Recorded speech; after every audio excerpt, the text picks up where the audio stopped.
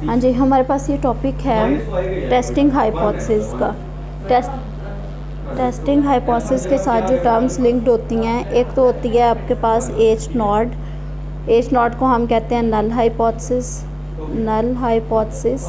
और second term एक linked होती है, वो होती है अल्टरनेटिव हाइपोथेसिस। उसको H1 से या फिर HA से डिनोट करते हैं, इसको कहते हैं अल्टरनेटिव हाइपोथेसिस। अल्टरनेटिव हाइपोथेसिस, ठीक है। अब ये वाला क्या चीज़ क्या है, ये बेसिकली हमारे पास ये स्टेटमेंट्स होती हैं जो कि सैम्पल डाटा से हमने कलेक्ट की होती हैं। जो भी हमारे पास सैम्पल डाटा के रिज़ल्ट आते हैं, हमने ये स्टार्टिंग में कहा था कि एक्सपेंसेस बहुत ज़्यादा हो जाते हैं, तो इसलिए हम ओवरऑल पॉपुलेशन को हर दफ़ा कंसिडर नहीं करते। तो जो सैम्पल से रिज़ल्ट आता है ना, उसी को हम पॉपुलेशन का रिप्रेजेंटेटिव पार्ट कहते हैं, कि वो पॉपुलेशन को भी वही रिप्रेजेंट कर रहा है। तो एच नॉट इसी तरह से पैरामीटर्स से रिलेटेड कोई भी स्टेटमेंट्स होंगी, म्यू से रिलेटेड हो सकती हैं, सिग्मा स्क्वायर से, सिग्मा से रिलेटेड, इसी तरह से प्रोपोर्शन से रिलेटेड हो सकती हैं। अब इसमें जो हाइपोथेसिस हैं वो दो तरह के होते हैं, एक होते हैं सिंपल और दूसरे होते हैं कंपोजिट। सिंपल वाले जिस तरह नेम से आपके सामने हैं, और दूसरे होते हैं, एक होते हैं एग्जैक्ट और दूसरे होते हैं इन एग्जैक्ट, ठीक है। सिंपल वाले क्या होते हैं कि जो भी आपके पास पॉपुलेशन पैरामीटर्स गिवन है, उनकी आपके पास कोई ना कोई स्पेसिफिक वैल्यू आ जाए, ठीक है, कोई ना कोई सिंगल एक स्पेसिफिक वैल्यू आ जाए, तो इस तरह के हाइपोथेसिस को हम कहते हैं कि ये क्या है, ये हमारे पास है सिंपल हाइपोथेसिस, या फिर चूँकि एक ही वैल्यू है तो इसको हम एग्जैक्ट हाइपोथेसिस भी कहते हैं। इनके अलावा जो हाइपोथेसिस होंगे, और इस तरह इनके अलावा जो हाइपोथेसिस होंगे वो आपके पास किस तरह के हो सकते हैं। ये हो सकता है कि ये 5 के इक्वल नहीं है, ये हो सकता है ये 2 के इक्वल नहीं है, ये हो सकता है ये ग्रेटर दैन इक्वल टू 2 है, ये हो सकता है ये लेस दैन इक्वल टू 2 है। मीन्स इस तरह के साइंस हो सकते हैं। तो इसमें देखेंगे कोई एक एग्जैक्ट वैल्यू हम इसको असाइन नहीं कर सकते, तो इस तरह के हाइपोथेसिस को हम क्या कहते हैं कि ये है कंपोजिट हाइपोथेसिस। कंपोजिट हाइपोथेसिस या फिर इनएग्जैक्ट, क्योंकि 2 से बड़ी जो है वो काफ़ी वैल्यूज़ हो सकती हैं। जब P 5 के इक्वल नहीं है तो वो तमाम वैल्यूज़ जिनके लिए P 5 नॉट इक्वल टू 5 है तो वो काफ़ी वैल्यूज़ हो सकती हैं। हम क्या करते हैं, हमने एच नॉट को चेक करना है। कोई भी एच नॉट क्या है, बेसिकली ये कोई भी स्टेटमेंट होगी कुछ इस टाइप की, म्यू इज़ इक्वल टू 10 की अगर हम बात कर रहे हैं। अल्टरनेटिव स्टेटमेंट हम तब एक्सेप्ट करते हैं जब हम इसको रिजेक्ट करते हैं। तो इट मीन्स म्यू जो है वो 10 के इक्वल नहीं होगा, क्योंकि इसको हमने रिजेक्ट करना है जो कि 10 के इक्वल है। तो अल्टरनेटिव स्टेटमेंट क्या होती है कि इसके ऑपोजिट होती है। इसके बाद इसमें एक आता है लेवल ऑफ सिग्निफिकेंस। वो क्या होता है, वो अल्फ़ा को डिनोट करता है। इसको कॉन्फिडेंस इंटरवल भी, कॉन्फिडेंस लेवल भी कहते हैं। कॉन्फिडेंस लेवल जो होता है वो बेसिकली होता है 1 माइनस अल्फ़ा होता है। कॉन्फिडेंस लेवल क्या होता है, आप बाहर अगर आप मौसम को देख रहे हैं तो आप कहेंगे, या फिर मैचेस देख रहे हैं आजकल, तो आप कहेंगे कि कितने कॉन्फिडेंट है आपके वो वाली टीम विन करेगी, या फिर नेक्स्ट बॉल पे आपकी विकेट आ जाएगी। तो ये हमारे पास 1 माइनस अल्फ़ा को डिनोट करता है। या अगर आप क्लास में कोई सही बात कर रहे हैं, ये क्या है कि एच नॉट जो है वो आपके पास क्या है, करेक्ट है या फिर ट्रू है, और अल्फ़ा क्या है कि इस एच नॉट को आप एक्सेप्ट ना करें। मींस आप क्लास में एक बात कर रहे हैं, वो बिल्कुल एग्जैक्ट है, आप सही बात कर रहे हैं, तो आपको पता है कि मेजॉरिटी जो हैं वो उसको एग्री करते हैं। कुछ ऐसे भी होते हैं जो शायद उस लेवल पे नहीं सोच रहे होते या फिर उस डायरेक्शन में सोच नहीं रहे होते, तो वो उसको डिसएग्री कर जाते हैं। तो वो बहुत कम रेशो होती है। तो अल्फ़ा जो है वो एक प्री असाइंड स्मॉल वैल्यू होती है, जो कि बेसिकली एच नॉट ट्रू हो तो उसको रिजेक्ट करने की परसेंटेज को जाहिर करती है। तो कॉन्फिडेंस लेवल क्या होता है, ये 1 माइनस अल्फ़ा होता है कि इतने % कॉन्फिडेंट हैं बाकी। तो अब टेस्टिंग हाइपोथेसिस से रिलेटेड ये एक जनरल प्रोसीजर है। General procedure for testing hypothesis for the procedure for testing a hypothesis about a population parameter involves the following 6 steps. Total कितने स्टेप्स हैं, 6 स्टेप्स हैं। फर्स्ट पे आपके पास क्या है, state your problem and formulate an appropriate null hypothesis H naught with an alternate hypothesis H1 which is to be accepted when H naught is rejected। जब आप H naught को रिजेक्ट कर देते हैं, मीन्स आप कहते हैं कि ये बात इस तरह से नहीं है, इट मीन्स आपके पास जो अल्टरनेटिव स्टेटमेंट है आप उसको एक्सेप्ट कर रहे होते हैं। तो सबसे पहले जो आपका काम है वो आपका ये काम है कि आपने ये जो दोनों हाइपोथेसिस हैं इनको फार्मूलेट करना है। प्रॉब्लम में अगर स्टेटमेंट में गिवन है तो आपने इसको कॉम्पैक्ट फॉर्म में अच्छे तरीके से H0 वाला एक हाइपोथेसिस लिख लेना है, दूसरा H1 वाला लिख लेना है। ये तो हो गया फर्स्ट स्टेप। नेक्स्ट हम इसकी एक एग्जांपल करेंगे तो आपको ज़्यादा अच्छे से समझ आ जाएगी। नेक्स्ट क्या है, सेकेंड स्टेप है आपके पास, decide upon a significance level alpha of the test which is the probability of rejecting the null hypothesis if it is true. क्या हमने जिस तरह पहले बात की कि H0 अगर ट्रू है तो इसको रिजेक्ट करने की जो प्रोबेबिलिटी मीन्स चांसेस, वो कितने हैं उसको हमने अल्फ़ा से डिनोट किया है। तो नेक्स्ट हम अल्फ़ा डिसाइड करेंगे। अल्फ़ा बेसिकली गिवन होता है 5%, 2%, ये इस तरह से गिवन होता है। 0.05 जो होता है वो स्टैंडर्ड अल्फ़ा होता है। तो ये किसके इक्वल होता है, बेसिकली ये 5% के इक्वल होता है। इसी तरह से या तो उसमें गिवन होगा, अदरवाइज़ हम स्टैंडर्ड जो सिग्निफिकेंस लेवल है अल्फ़ा इज़ इक्वल 5% वो यूज़ करेंगे। नेक्स्ट क्या है, choose an appropriate test statistic. Test statistic एक ऐसा टेस्ट होता है जो सैम्पल वैल्यूज़ को हम यूज़ करते हुए वैल्यू कैलकुलेट करते हैं। Determine and sketch the sampling distribution of the test statistic assuming H0 is true. Throughout हमने यही एज्यूम करना है कि H0 ट्रू है। अगर H0 ट्रू हो और आप उसको रिजेक्ट कर दें, H0 ट्रू हो लेकिन आप उसको क्या कर दें, रिजेक्ट कर दें, तो ये आपकी गलती है ना कि एक सही बात को आप गलत कह रहे हैं, तो ये एक एरर होता है। ठीक है, एरर दो तरह के होते हैं, इसको हम कहते हैं टाइप 1 एरर। इसी तरह से टाइप 2 एरर क्या होता है कि आपके पास H0 ही फॉल्स है। H0 क्या है, फॉल्स है, लेकिन आप उसको एक्सेप्ट कर लें, तो ये भी एक मिस्टेक है कि आपकी बेस ही जो है वो ख़राब है, तो आप उसकी बेस पे कंक्लूजन किस तरह से अच्छा सही ड्रॉ कर सकते हैं। तो खैर ये दो तरह की एरर्स थी।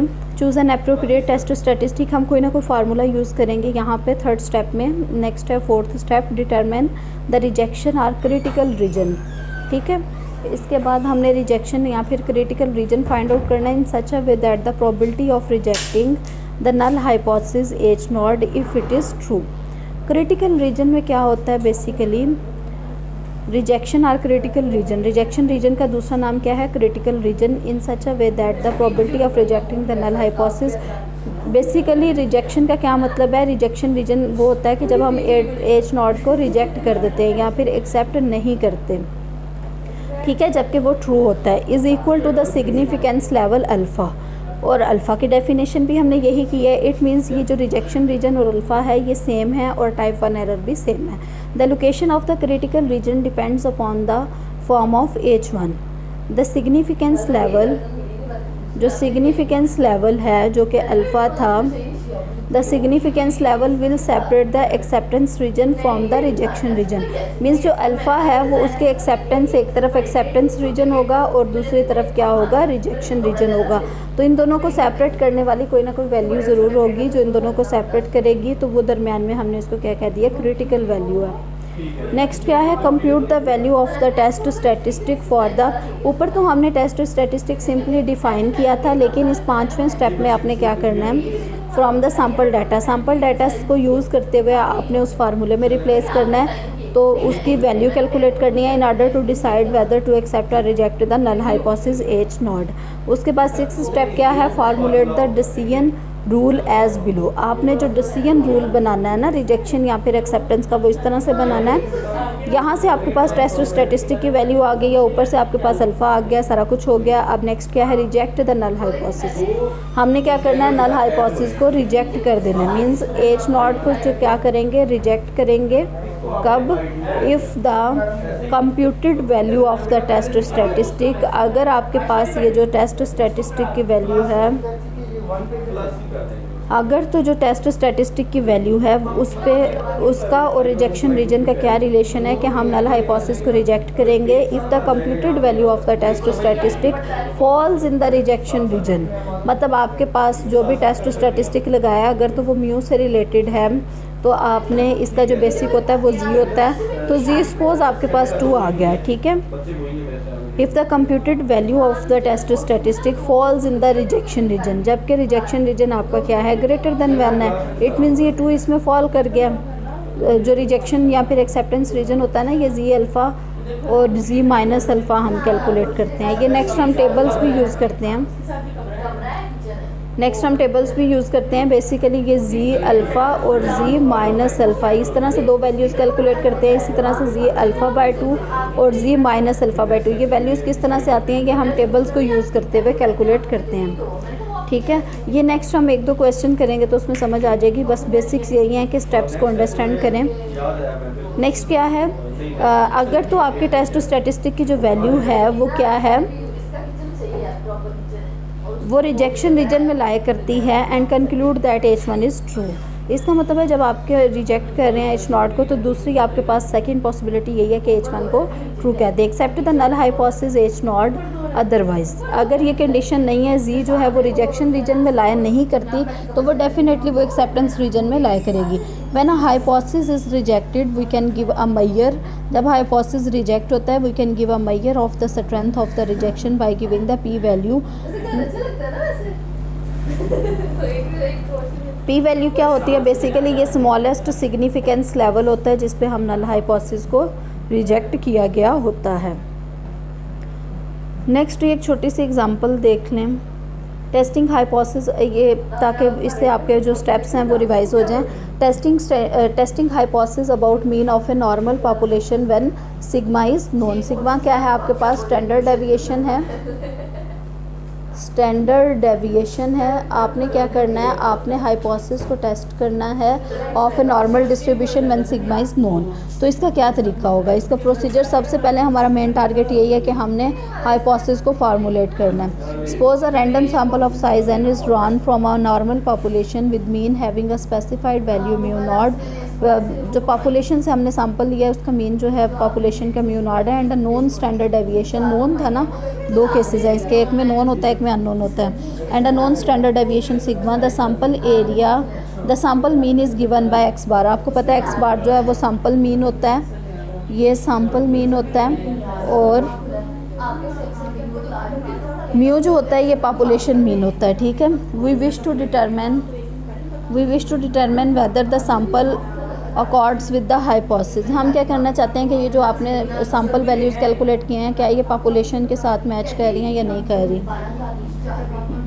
ठीक है, whether the sample accords with the hypothesis that the population mean mu has specified value mu naught. For this purpose we apply the normal distribution test. ठीक है, ये नॉर्मल डिस्ट्रीब्यूशन टेस्ट हम अप्लाई करेंगे।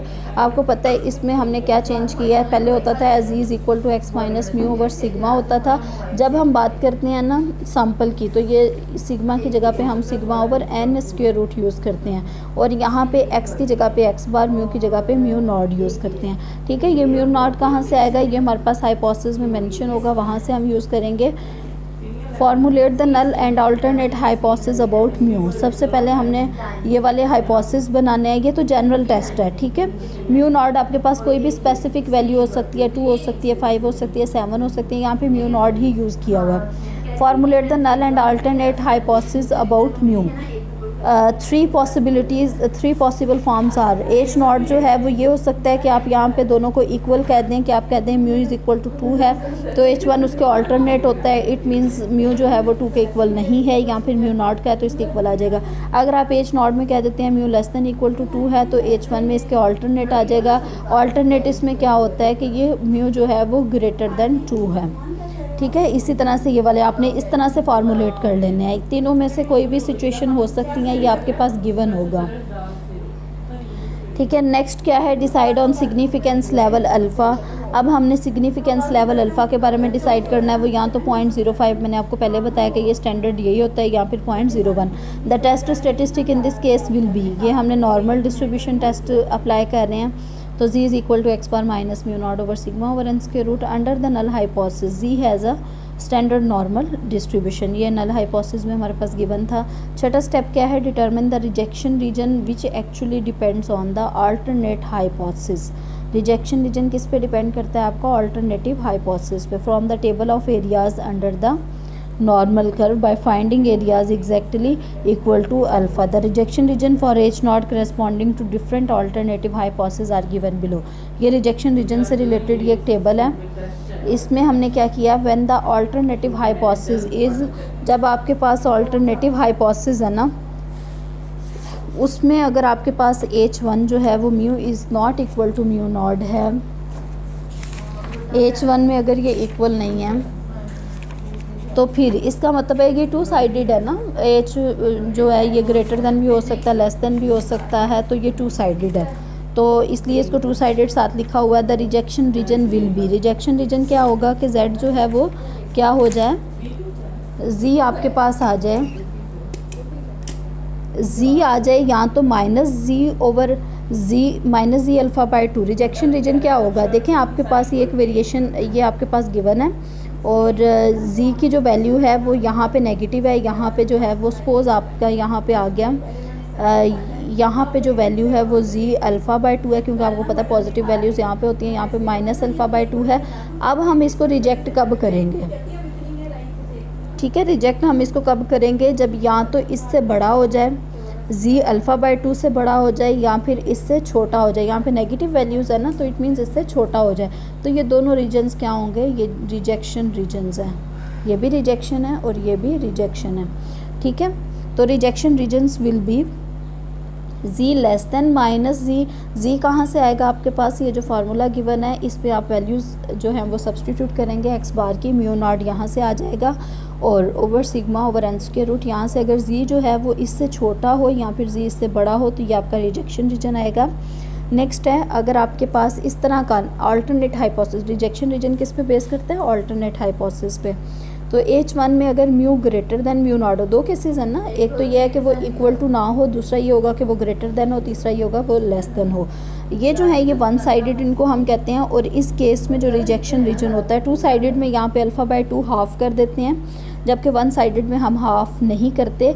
अब ये भी ग्रेटर देन म्यू नॉट है, तो इसका रिजेक्शन रीजन क्या होगा, Z greater then Z alpha, ठीक है। अगर Z अल्फ़ा से जो वैल्यूज़ बड़ी होंगी उन पे हम रिजेक्ट करेंगे, अगर म्यू लेस देन है तो Z less than minus Z alpha, इस पे हम क्या कर देंगे, रिजेक्ट कर देंगे,